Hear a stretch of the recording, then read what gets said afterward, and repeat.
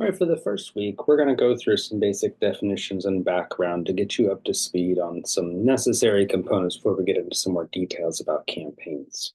The first is what exactly are campaigns? And I think there's only a few pieces I really want to harp on here, and that is that campaigns are coordinated messages to accomplish predetermined goals. And those two pieces are important. They are coordinated, they are intentional, they are multiple, and they are accomplishing a predetermined goal rather than seeking to hope something happens, or you can't say it's a campaign because some outcome occurred. These are goals that occurred because that's what you wanted to have happen.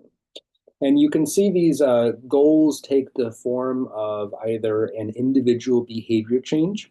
So I might distribute a message to a large population with hope that the individuals will change their behavior separately, or I might have a public will campaign in which I might change how people think or feel about a topic to come together to enact some sort of large scale change.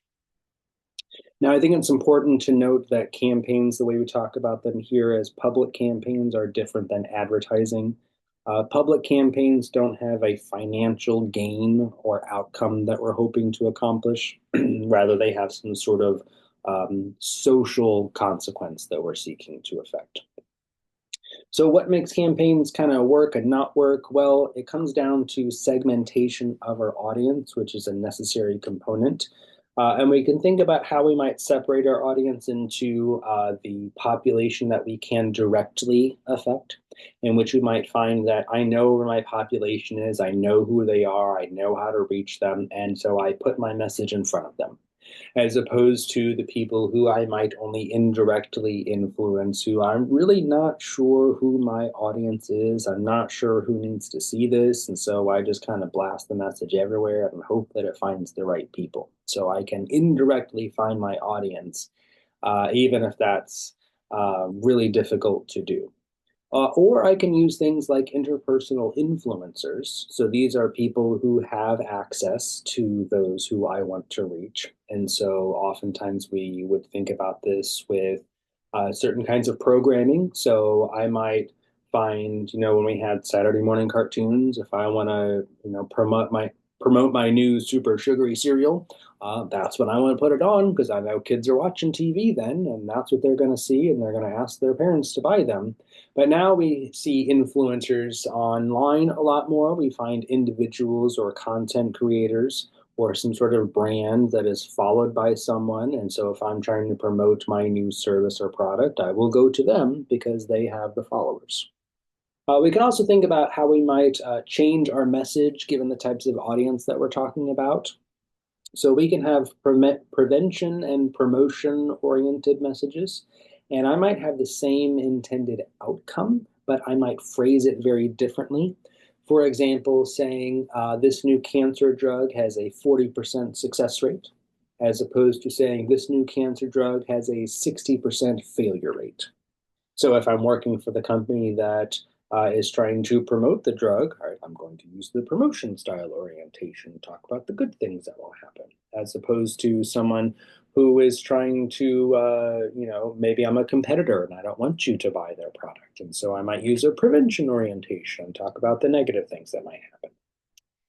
Now, when we think about the kind of messaging that we do with campaigns, there is some attempt to distinguish informative campaigns or educational campaigns versus persuasive campaigns. And I don't find that line to be very useful to distinguish because, in the end, we are asking that people do something with information.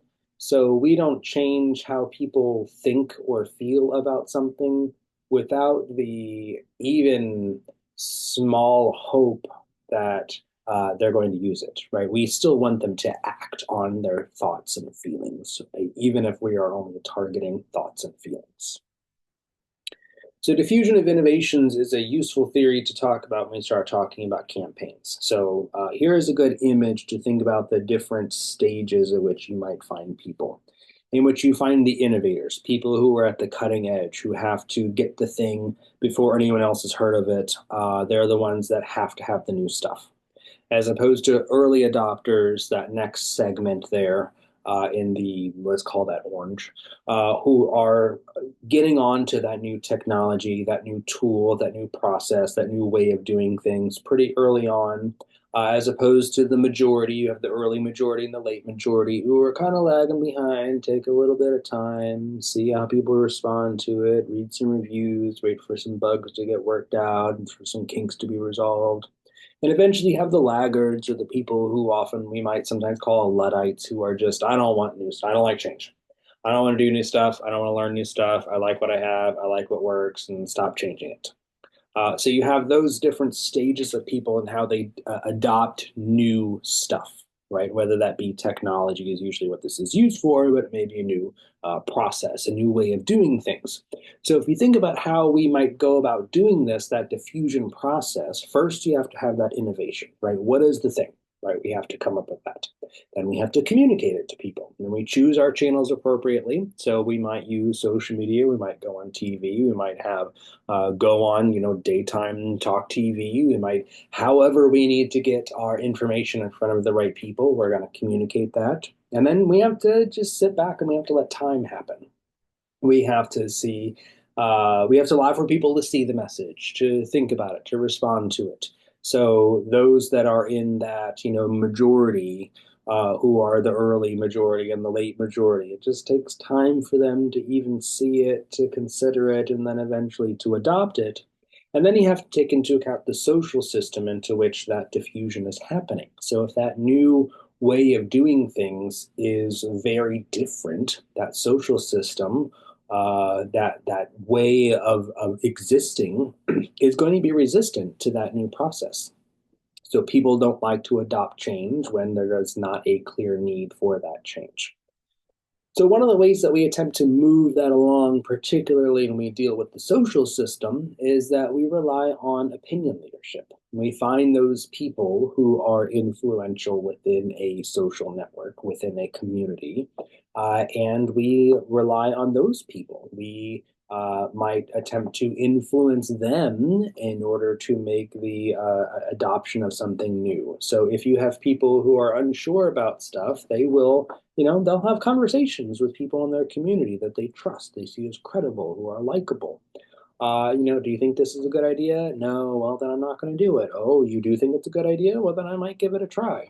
And so this idea of these social and expert mavens research that's happening right now, with actually Dr. Carpenter here in the department, are these super diffusers. These are people who are just head and shoulders above everyone else in terms of their reputation, in terms of being likable, credible, and influential in the communities around them.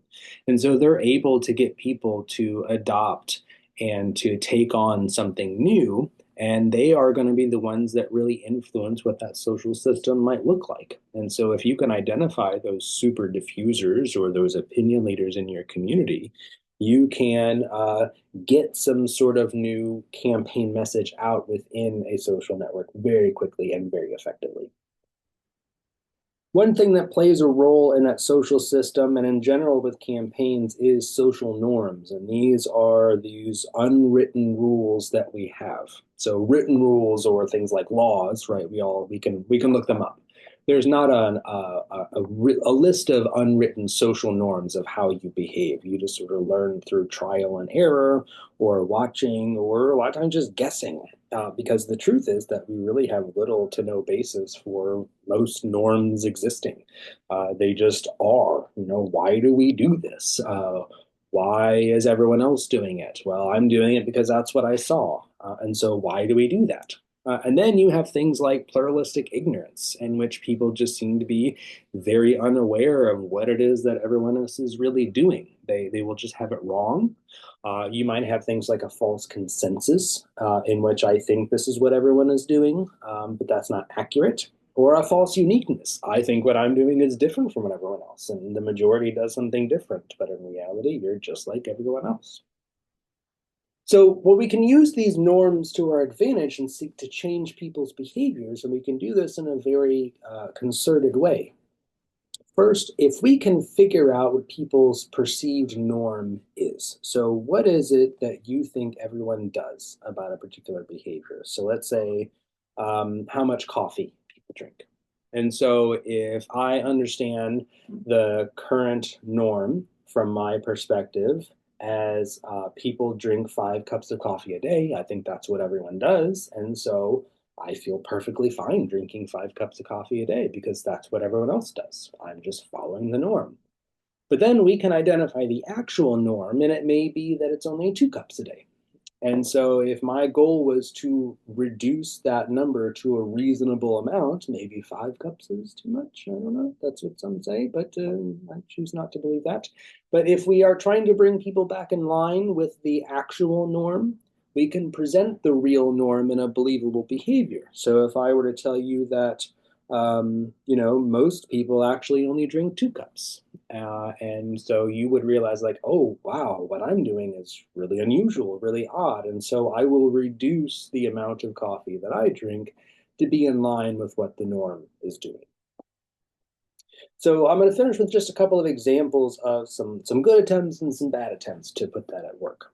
And so here's an example of a high school in which they were attempting to reduce the likelihood that students will smoke. And so it includes things like I only kiss people whose breath doesn't stink, exercise to keep in shape, and I don't smoke, just like 88% of ETHS students. So if there are people who are smoking because they think, well, I mean, this is kind of it's normal, right? It's normal for people to do this. But if you point out that it's actually only 12% of students who smoke, that actually makes it pretty abnormal. It's unusual for someone to do this. And so the idea of doing what everyone else is doing, we're actually attempting to use that to our advantage. Another example, Virginia Commonwealth University has a number of these messages about binge drinking on campus, and they use this slogan on their campaign that VCU Rams party smarter than you think.